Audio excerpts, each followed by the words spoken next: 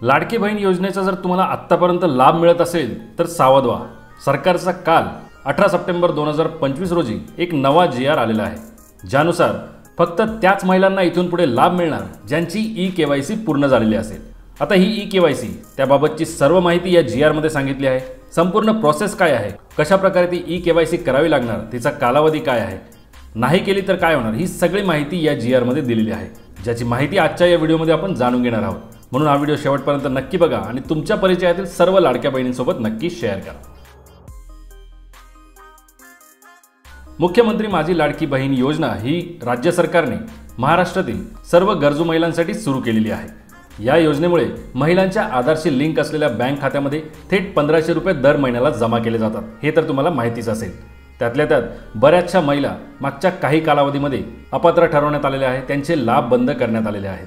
आता इथून पुढे सुद्धा जर तुम्हाला मुख्यमंत्री माझी लाडकी बहीण योजनेचा लाभ दर महिन्याला मिळवतच राहायचा असेल तर तुम्हाला एक काम नक्की करावं लागेल, ते म्हणजे ई-KYC।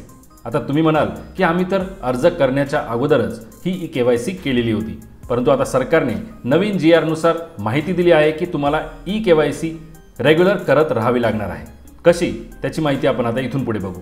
तुम्हाला माहिती आहे का लाडकी बहीण योजनेचा लाभ हा आधारशी लिंक असलेल्या बँक खात्यातच का दिला जातो?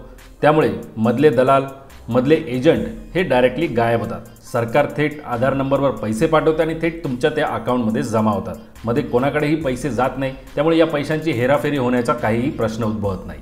पण हा लाभ योजना सुरू आहे तोपर्यंत मिळत राहण्यासाठी सगळ्यात महत्त्वाची प्रोसेस आहे आधारची ई-KYC पडताळणी। सरकारने स्पष्ट सांगितले आहे, ज्यांनी त्यांचा आधार क्रमांक नोंदवला आहे, ई-KYC पूर्ण केली आहे, फक्त त्यांनाच आता लाडकी बहीण योजनेचा लाभ मिळत राहणार आहे। आता तुम्ही विचाराल पुन्हा पुन्हा ई-KYC कशासाठी? तर काही ठिकाणी खोटी नोंदणी केलेली आहे। तुम्हाला माहिती असेलच की यापूर्वी जवळजवळ 14,000पेक्षा जास्त अर्ज असे सापडले जे पुरुषांनी भरले होते। लाडकी बहीण योजनेअंतर्गत पुरुषांचे अर्ज आणि त्यांनी त्या गोष्टीचा लाभ सुद्धा घेतलेला होता। या सर्व गोष्टी लक्षात घेता असं पाऊल सरकारने घेतलं आहे। त्याचप्रमाणे एका कुटुंबातून एकापेक्षा जास्त व्यक्तींनी सुद्धा लाडकी बहीण योजनेचा लाभ घेतलेला आहे। हे सर्व चुकीचे प्रकार थांबवण्यासाठी ही प्रोसेस अत्यंत महत्त्वाची आहे। आता ही ई-KYC कधी करायची आहे? तर सरकारने ठरवलं आहे की दरवर्षी जून महिन्यापासून पुढच्या 2 महिन्यांमध्ये प्रत्येक लाभार्थ्याला त्याची ई-KYC करणं बंधनकारक असेल। म्हणजे दरवर्षी जून महिन्यापासून पुढच्या 2 महिन्यांच्या आत, म्हणजे जून ते जुलै, जुलै ते ऑगस्ट या 2 महिन्यांमध्ये तुम्हाला तुमची ई-KYC पूर्ण करावी लागणार आहे। त्याची प्रोसेस काय असेल ते आपण पुढे बघणारच आहोत। हे झालं दरवर्षीसाठी, परंतु या वर्षाचं काय? तर या वर्षी देखील आता ही अधिसूचना म्हणजे हा GR आला आहे 18 तारखेला, म्हणजे कालच 18 सप्टेंबर 2025 रोजी।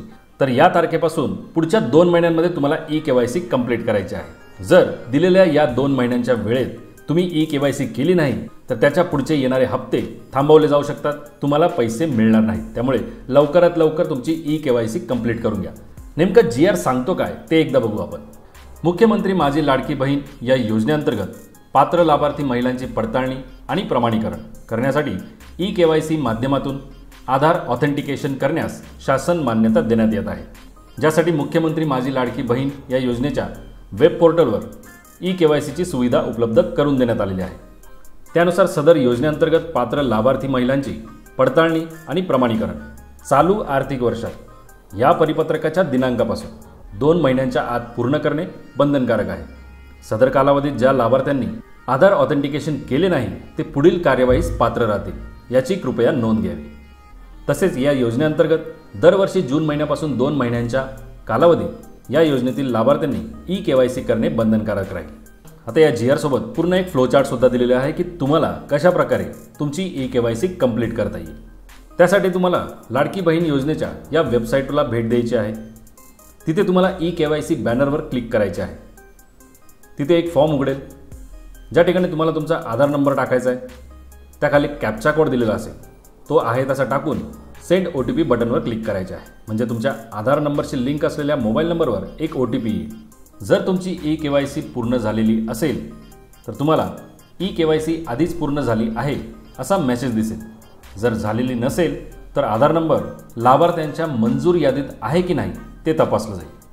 म्हणजे थोडक्यात जर तुमची ई-KYC याआधीच कंप्लीट झालेली असेल तर तुम्हाला तसा मेसेज स्क्रीनवर दिसेल, नसेल झालेली तर तुमचा आधार नंबर हा मंजूर लाभार्थ्यांच्या लिस्टमध्ये आहे किंवा नाही ते सिस्टमद्वारे तपासलं जाईल. ते तपासल्यानंतर जर तुमचा आधार नंबर मुख्यमंत्री माझी लाडकी बहीण या योजनेच्या लाभार्थ्यांच्या लिस्टमध्ये नसेल तर आधार क्रमांक मुख्यमंत्री माझी लाडकी बहीण योजनेच्या पात्र यादीत नाही असा मेसेज स्क्रीनवर दिसेल.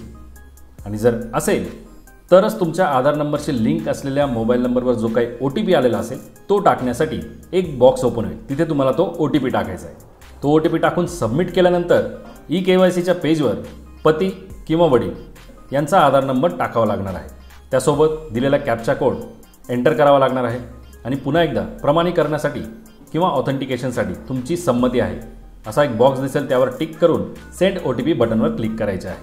त्यानंतर तुमच्या पती किंवा वडिलांच्या आधारशी लिंक असलेल्या मोबाईल नंबरवर पुन्हा एक OTP प्राप्त होईल. तो OTP टाकून सबमिट बटन क्लिक करायचे आहे.